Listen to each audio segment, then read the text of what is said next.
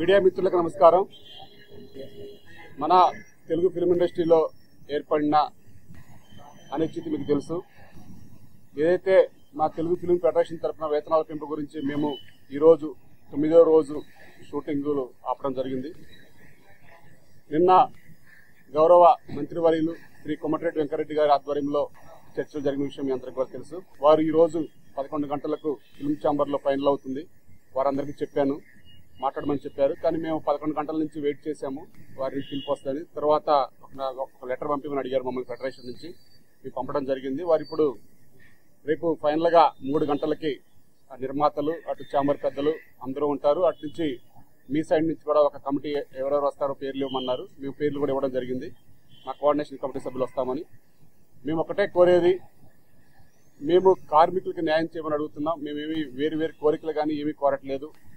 మేము నిర్మాతలు చెప్పేది ఒకటే, కార్మికుల గురించి రోజు మీతో కలిసి పనిచేసే షూటింగ్లో పనిచేసే కార్మికుల గురించి అడుగుతున్నాం. కాబట్టి ఆ కార్మికుల కష్ట నష్టాలు మీకు బాగా తెలుసు మాకన్నా. కాబట్టి మేము ఏదైతే కోరామో దాంట్లో చిన్న సడలింపులకైనా మేము ఒకటేసారి 30% పెంచమని మొన్నటి వరకు కోరినమాట వాస్తవం. తర్వాత సరే నిర్మాతలు వారి పరిస్థితి అవన్నీ అర్థం చేసుకొని దానిని విడతల వారీగా ఎలా అని కూడా వారు కొన్ని ప్రపోజల్స్ పెట్టారు. వాటన్నిటిని కూడా మేము కొన్ని అంగీకరించాం, కొన్ని అంగీకరించలేదు. అవన్నీ కూడా రేపు అంతిమంగా ఒక కార్మికులకి అటు నిర్మాతలకి ఒక న్యాయం జరిగే విధంగా మేము ఫెడరేషన్ ఇప్పుడు కూడా మేము ముందుంటామని చెప్పాము. ఆ విధంగా రేపు చర్చలు జరిగి రేపు అందరికీ కూడా న్యాయం జరుగుతుందని మేము ఆశిస్తున్నాం. Thank you.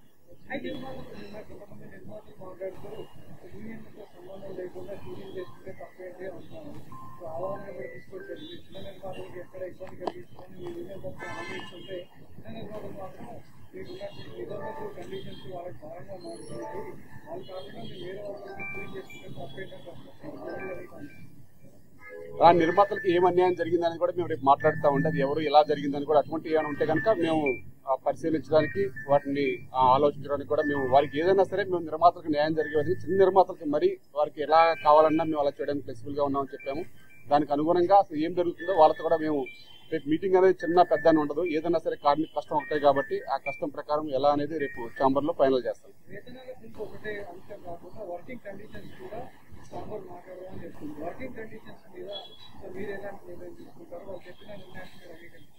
మేము వర్కింగ్ కండిషన్ల గురించి అయితే వారికి గతంలో చెప్పాము, మొన్న ఈ మధ్య కాలంలో జరిగిన చర్చల్లో కూడా చెప్పాము. వర్కింగ్ కండిషన్ల గురించి అయితే మా స్టాండ్ ఒకటే ఉంటుందండి. మళ్ళీ రేపు వాళ్ళు చెప్పినా కానీ ఇంకా ఏదన్నా ఈ రోజు ఇంతవరకు అయితే ఎటువంటి మార్పులు లేవు. మరి రేపు వారు ఏ విధంగా మాట్లాడతారు, ఏ విధంగా చర్చలు జరుపుతారో చూసి ఆ చర్చల ప్రకారం మేము ఆలోచించి చెప్తామండి.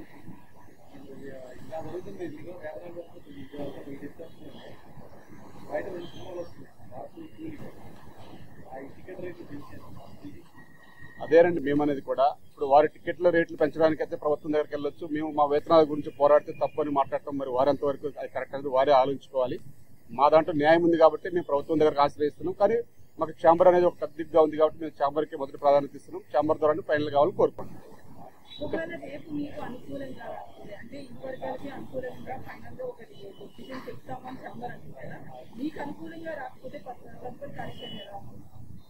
రేపు అంతిమంగా అటు నిర్మాతలకి ఇటు మా ఫెడరేషన్ కార్మికులందరికీ కూడా మాకు న్యాయం జరుగుతుందని భావిస్తున్నాం. ఇక కాని పక్షంలో ఇక వారు ఇక తదుపరి మా కార్యాచరణ అనేది ఇంకా మేము తీవ్రంగా ఉధృతం చేయడానికి సిద్ధంగానే ఉన్నాం. అది ఎలా అనేది రేపు పాజిటివ్ అయిపోతుందని భావిస్తున్నప్పుడు మనం మాట్లాడుకుని కరెక్ట్ కాదు కాబట్టి రేపు కావాలని మేము కోరుకుంటున్నాం. కాని పక్షంలో మా ఫెడరేషన్ అందరితో కార్మికులతో సమావేశమై దాన్ని ఎలా చేయాలనేది మీకు తెలియజేస్తాం. అది చూద్దాం. అది రేపు ఫైనల్ అవుతుంది కాబట్టి ఇప్పుడే అన్ని కాదు, రేపు కానప్పుడు ఇక్కడే చెప్తాను, మీ ముందే అన్ని ప్రకటిస్తాం.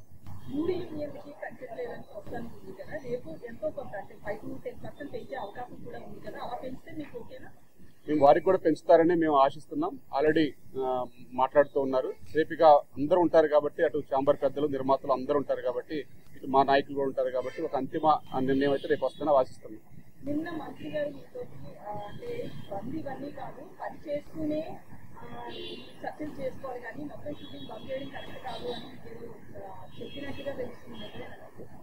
మంత్రి గారు అంటే ఒకటే అండి, మంత్రి గారు చెప్పింది ఒకటే. మన తెలంగాణ రాష్ట్ర ప్రభుత్వం, రేవంత్ రెడ్డి గారి ప్రభుత్వం మన తెలుగు సినిమాని ఒక హబ్ లాగా చేయడానికి ఎంతో ప్రయత్నాలు చేస్తుంది. ఈ సమయంలో ఇది కరెక్ట్ కాదు, మీరు ఆలోచించడం చెప్తే మా కష్టం కూడా చెప్పిన తర్వాత అదే మంత్రి గారు కార్మికులు కూడా న్యాయం జరగాలి, వారు అడిగేదంటే కూడా న్యాయం ఉంది అంటే వారికి వాళ్ళ వర్షం వినిపించారు, మా వర్షం తెలియదు కాబట్టి మా వర్షం విన్న తర్వాత వారు కూడా లేదు అయితే చర్చలు జరపాలి కంపల్సరీ, మీకు కూడా న్యాయం జరగాల్సిందని చెప్పడం వలన ఇప్పుడు వాళ్ళ చర్చలకు ఆహ్వానించడం జరుగుతుంది.